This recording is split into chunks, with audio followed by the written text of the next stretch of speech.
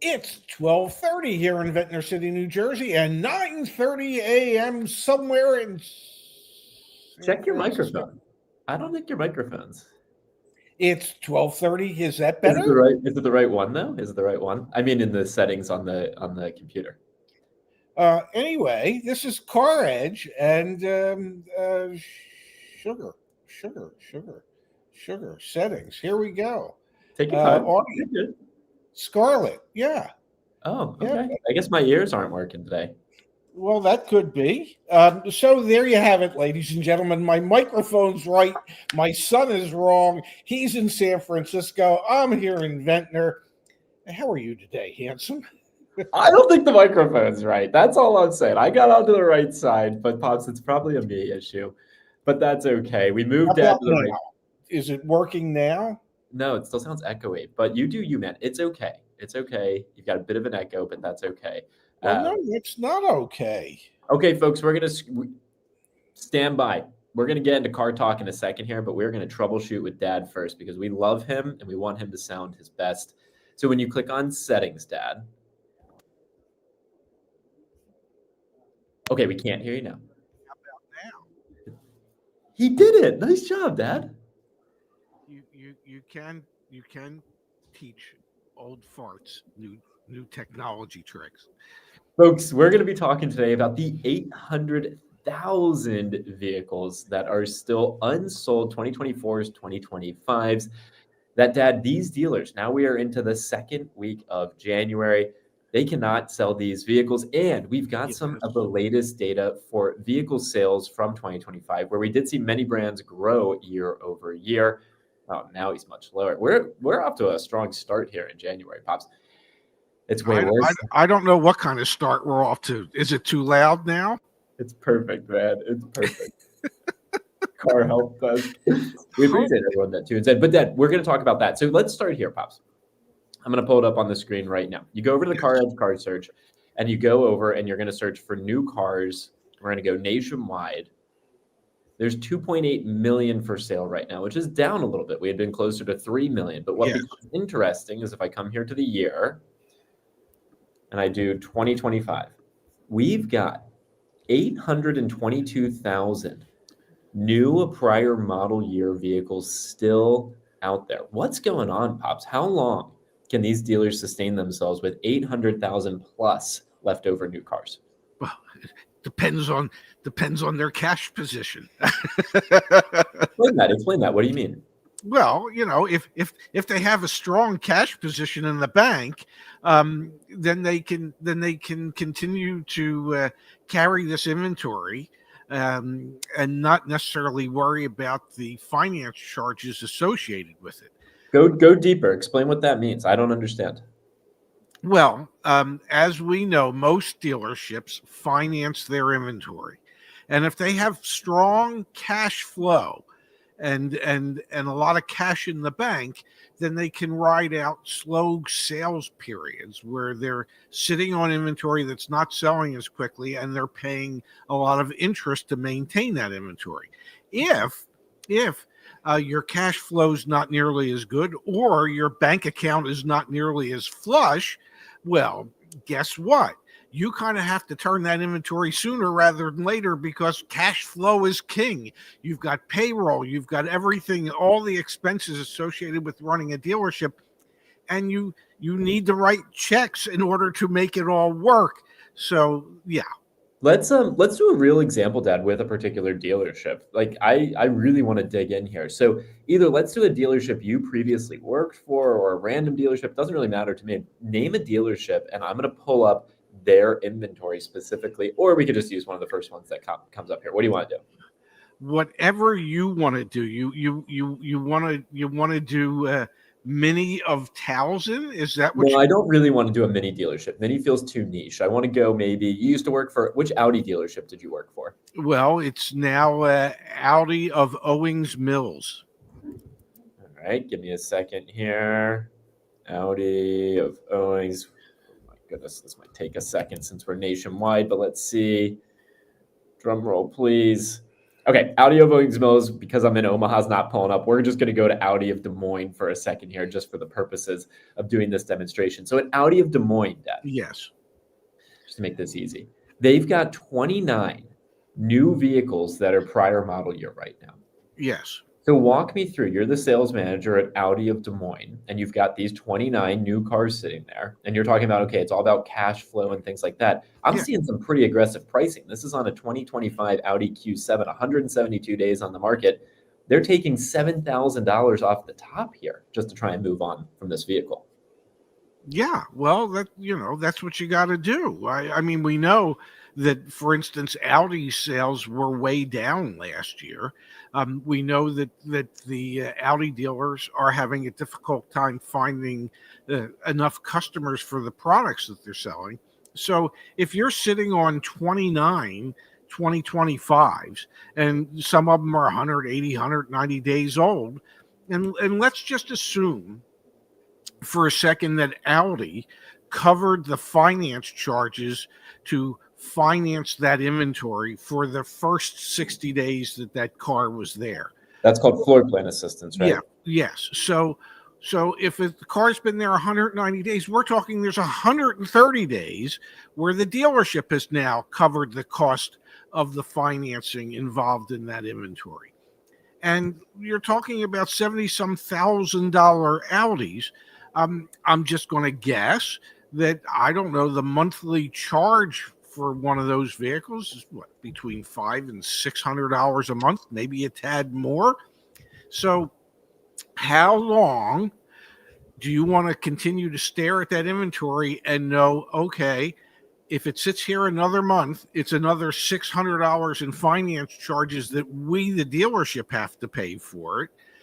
So you should become extremely motivated if and when you finally have a customer who says, I'd like to take that home, but I need the price to be lower. Yeah, and I think it does, to your point earlier, tie back to how much money they've got coming into that dealership. Because, to your point, if I can't pay the bills from week to week or month to month, my motivation to liquidate the inventory is going to be different. So we look at this at the macro level. There's 822,000 prior model year vehicles that have not sold, that are now here in 2026. They haven't sold. And then you can go to the micro level and look at this one particular Audi dealership, again, Audi of Des Moines, and you can see that on some of these options they're being very aggressive. On others, they're not. Like this Q5 Sportback, Yeah. they're only advertising $900, Well, $1,900 below MSRP, versus, like we saw a second ago here at the Q7, $7,000 below well, MSRP. is that the difference between 64 days on the lot and 172 days on the lot? What do you think? I think that could have something to do with it. Yes. If for instance, the floor plan assistance from Audi was enough to cover the interest charges for the first 60 days of that vehicle being there, well, are you as highly motivated to move that car as the same vehicle that might have been sitting there for 170 days? That's why I've always said to you and others that if you're interested in a particular model and you're open to color, perhaps, when you contact the dealership, say, hey, I noticed you have a couple of these vehicles that I think I would be interested in. Which one's been sitting on your lot the longest? Because I know you're interested in moving your older age inventory sooner than your younger aged inventory. And, well, we might be able to help each other out. And so if you look at that and you see that the dealer has two vehicles, one's been there 60 days and one's been there 170 days, say, I'll do you the favor. Assuming everything's working properly on the one that's been there 170 days, that's the one I'll buy. But I'm going to need a really good deal in order for me to do that. Now, Deb, we know that not all brands are created equal when it comes to this leftover inventory. For example, yes, Ford notoriously has some of the most leftover inventory. So let's do this same experiment, but now just with Ford. So I'm going to get rid of Audi Des Moines. Okay. We've still got 822,246 2025 or older new cars for sale nationwide. Let's come down here, Ford. Let's look at a Ford dealer, Dad. Give this thing a second here. It's going to update. Do I have to reload the page? Oh, it's loading. Here we go. We've got Ford of Omaha. Here you go. 66 new prior model year Ford vehicles on this dealer's lot. Let's take a peek. Holy cow, the first one. Let's just hone in on the first one here. Jeez. MSRP $66,290. They're advertising it at $51,706. Let's actually click into this one because I want to go to the dealer website. I want to get a sense here. Let's come all the way down, all the way down, all the way down, all the way down. Go to the dealer site. I want to go to the dealer site, Dad, because I want to see how they're advertising this. I mean, okay, all right. So, holy cow. 1 second. I mean, look at that, man. So you got your Woodhouse discount of almost $11,000, and then you have bonus cash and more bonus cash. So yeah, do you now? Now the question becomes, if somebody went in there to buy it, would they actually sell it to them at $51,706? Could you click into that little thing that says details? Stand by. And maybe it'll tell us what the various and assorted details are. So the bonus cash. Good till April 1st. And the customer cash is good till April 1st. So that's the manufacturer putting $4,000 towards yes. it. Yes. And then the dealership's giving you almost an $11,000 discount. Yes, allegedly. Yeah, of course. You have to request out the door price, all that fun stuff. Remember earlier this year, we contacted 104 dealers trying to get pricing. But Dad, I think this shows, I mean, we did not see an $11,000 discount on that Audi. We're seeing an $11,000 discount on a Ford F-150. And I think it goes back to your point. Let me pull it back up here. Give me 1 second. This one dealership has 66 leftovers. Yeah, they've got 66 reasons to figure out how to get those vehicles in somebody else's hands. You know, some of them haven't been there particularly long, but they realize they're still 2025s and we're into 2026. And these discounts are massive though, man. Like this, here's another one, $13,000 off. Even on this Broncos Sport, $6,000 off. This is absolutely nuts. Yes. I would, you know, I would be curious as to all the details to find out if there's any dealer installed accessories and add-ons that they don't list that you would get hit. Let me here. I'll unleash the agent on this one. So we can look back at this tomorrow. So here we go. We've got the agent that's going to reach out to the dealership. MSRP is $66,000. Dealers advertising it for $51,000. We're going to shoot for $50,100. Why not live a little? Stand by. Let's actually see what happens when we get the OTD price from this particular dealership, Dad, because I am fascinated by this. We know dealers have leftover inventory. We know dealers have leftover vehicles.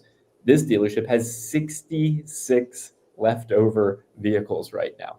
Yeah, I would think you have a new car manager at that dealership that's scurrying to make those disappear. You know, he wants to be this generation's David Copperfield. Okay, he wants to perform a magic trick and open up 66 spots on his lot by getting rid of those 66 leftover F1 or leftover Fords. So some dealers would look at that and be motivated. And just based on their advertised pricing, this is a Ford dealer that looks at their leftover inventory and is motivated to get rid of it, as opposed to some other dealerships that look at their old aged inventory and hope that it's like fine wine that will get better with age, and it usually does not.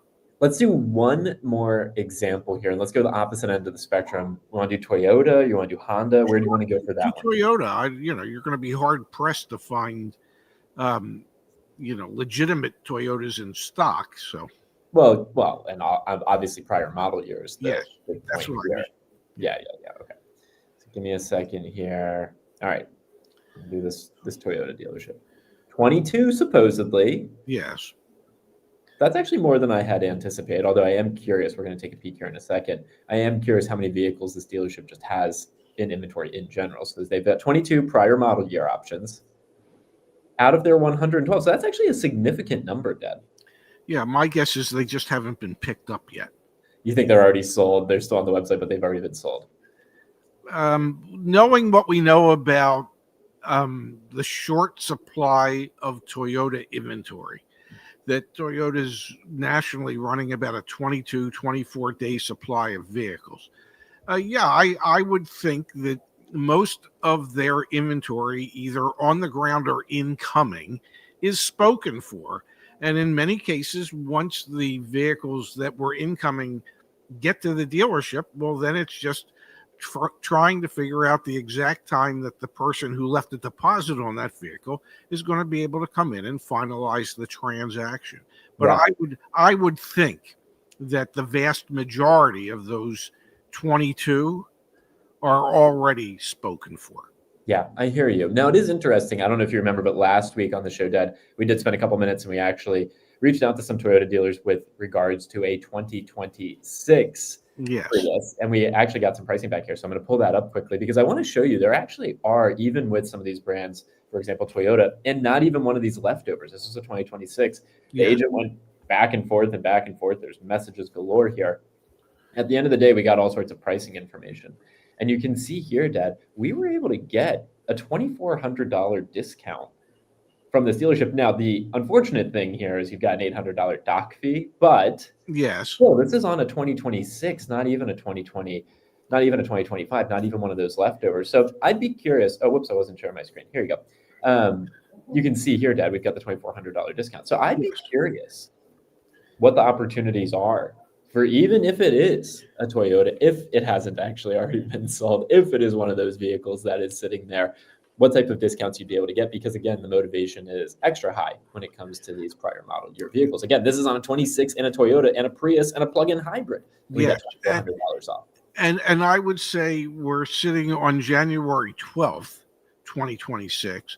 So the motivation is even greater than what we would normally expect because, well, we know that either this month or next month will be the slowest sales month of the year for all these dealerships. So even if you're at a Toyota dealership, you know you're not going to get that much floor traffic this month.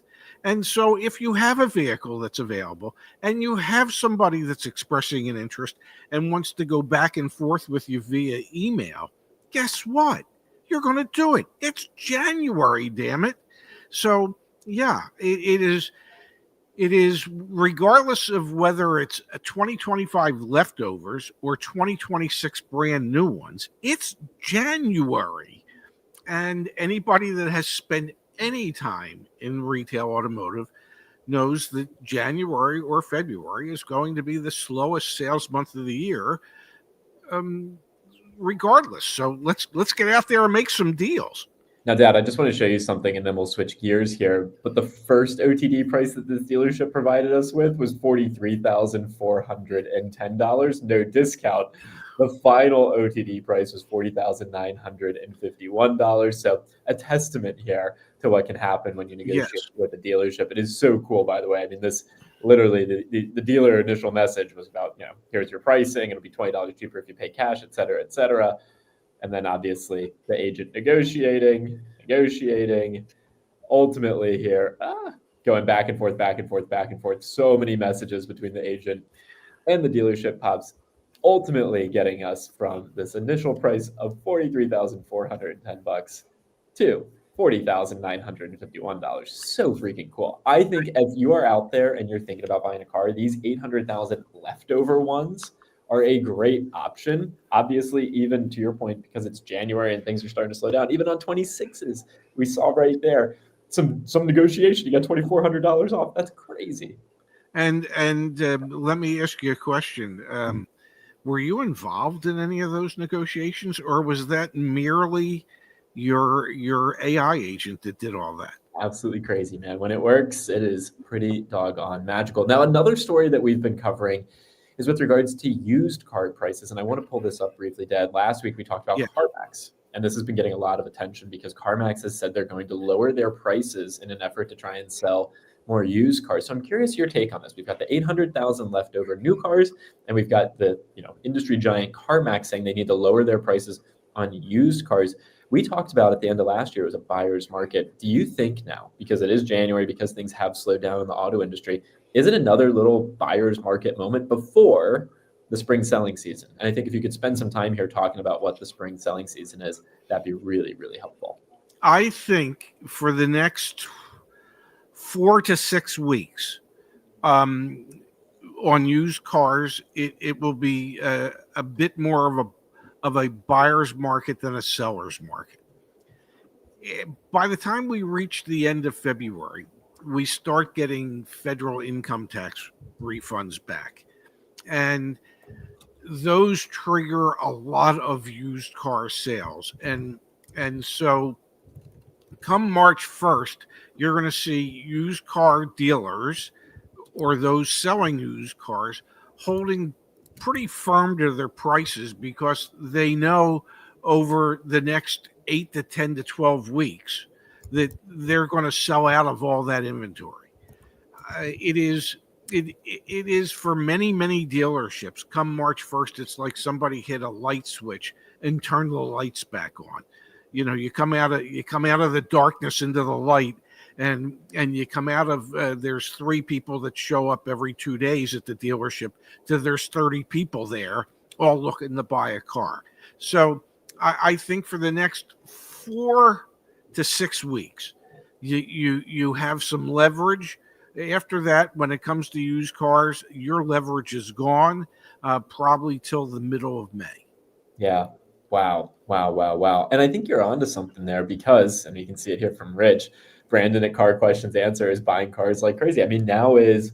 He better be. Yeah, we've been doing this for years now. I mean, this is just what happens is the industry slows down, the market slows down, and then it picks up like crazy. So I wondered that on March 1st too.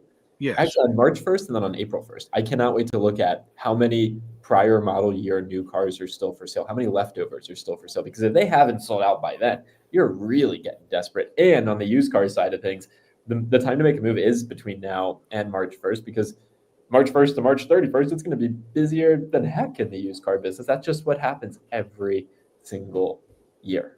Yes.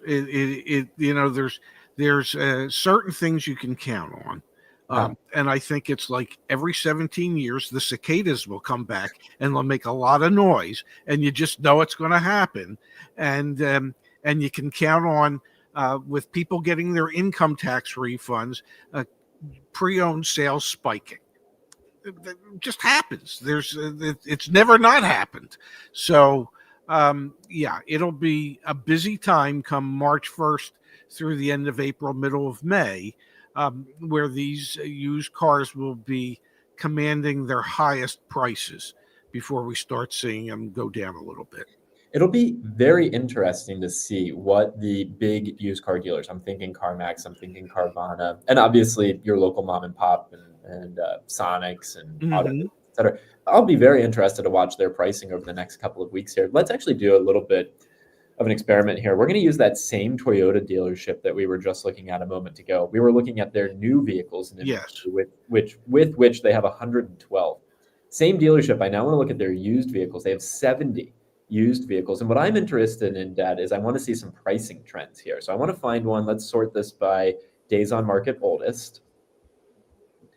Look at that. Wait, can we just take a second here? The oldest used car this dealership has on their lot is 51 days. That is, can you take a second to just express to our community how brilliant from a dealership perspective that is? That is textbook. It is. Most dealerships have an aging policy for their pre-owned cars. Either they get sold in 60 days as a 60 to 90 days as a retail. And at the end of 60 days, if it hasn't sold as a retail at most dealerships, then it has to go to the auction and it gets sold at wholesale. So for them to have 70 pre-owned cars, and the oldest one in inventory of those 70 is 51 days. Well, that would be a used car manager that probably gets a big bonus check along with that big pat on the back for doing such a good job. Yeah, I mean, that is literally textbook. But let's click into it and let's see, Dad, over these past 51 days, because this is the oldest vehicle on this dealer's lot. Let's go take a peek. But here's the thing. I don't really believe. How are they selling that as a used car? It's got 10 miles on it. Oh, interesting. I didn't even notice that. All right, let's look at a different one then. Yeah, that's a good point. Yeah, 10 miles, 25 miles, 53 miles. What are they doing with their I don't quite get it. Let's look at this one. This one I feel comfortable in. 40 days on the market.